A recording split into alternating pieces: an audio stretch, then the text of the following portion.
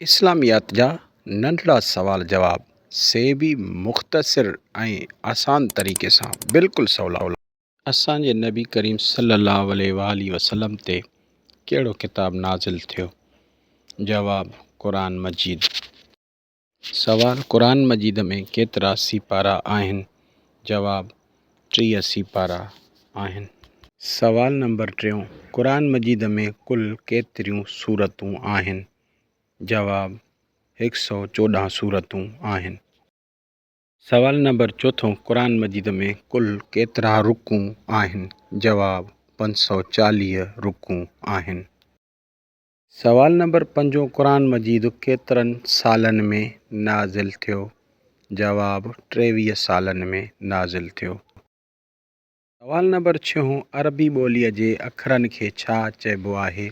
जवाब हुरूफ़ तहजी या हुरूफ़ हिजा चइबो आहे। नंबर 7 अरबी ॿोलीअ में कुल केतिरा अखर आहिनि? जवाब 29 अखर आहिनि। सवाल नंबर 8 हरकत मां छा मुराद आहे? जवाब ज़बर ज़ेर ऐं पेश मुराद हूंदो आहे। सवाल नंबर 9 जंहिं हरफ़ ते हरकत अचे उनखे छा चइबो आहे? जवाब उनखे मुतहरिक चइबो आहे। सवाल नंबर 10 ज़बर खे ॿियो छा चइबो आहे? जवाब फ़तह। सवाल नंबर 11 ज़ेर खे ॿियो छा चइबो आहे? जवाब कसरा। सवाल नंबर 12 पेश खे ॿियो छा चइबो आहे? जवाब ज़मा। सवाल नंबर 13 पेश वारे अखर खे ॿियो छा चइबो आहे? जवाब मज़मूम। सवाल नंबर 14 ज़बर या फ़तह वारे अखर खे ॿियो छा चइबो आहे? जवाब मफ़तूह। सवाल नंबर 15 ज़ेर या कसर वारे अखर खे ॿियो छा चइबो आहे? जवाब मकसूर। सवाल नंबर 16 जज़म जो ॿियो नालो छा आहे? जवाब जज़म जो ॿियो नालो सुकून आहे। सवाल नंबर 17 जज़म वारे अखर खे छा चइबो आहे? जवाब जज़म वारे अखर खे साकिन चइबो आहे। सवाल नंबर 18 तनवीन छाखे चइबो आहे? जवाब 2 ज़बरूं 2 ज़ेरूं या ॿिनि पेशनि खे तनवीन चइबो आहे। सवाल नंबर 19 तनवीन कहिड़ी जॻह ते ईंदी आहे? जवाब तनवीन हमेशह पिछाड़ी वारे अखर ते ईंदी आहे। सवाल नंबर 20 मद जी लफ़्ज़ी माना छा आहे? जवाब मद जी लफ़्ज़ी माना आहे छिकणु। सवाल नंबर 21 मद जा घणा क़िस्म आहिनि?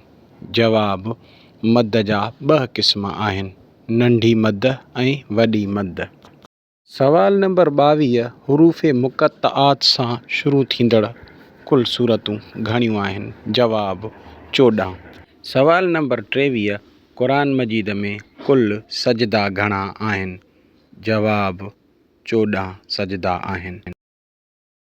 सवाल नंबर 24 कहिड़े अखर ते का बि हरकत न ईंदी आहे? जवाब अलिफ़ ते।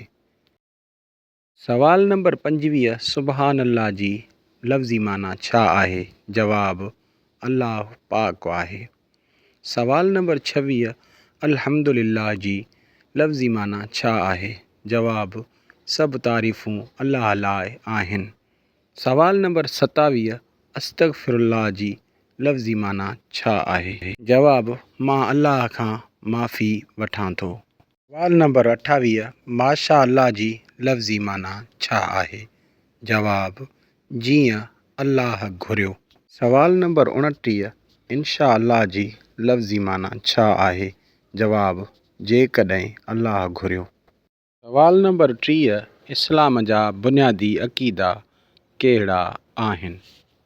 जवाब तौहीद, रिसालत, आख़िरत ऐं क़यामत। वधीक सवालनि जे वीडियोज़ ॾिसण जे लाइ चैनल ज़रूरु सब्सक्राइब कंदा। ॿियो वीडियो जल्द अज़ जल्द अपलोड कयो वेंदो।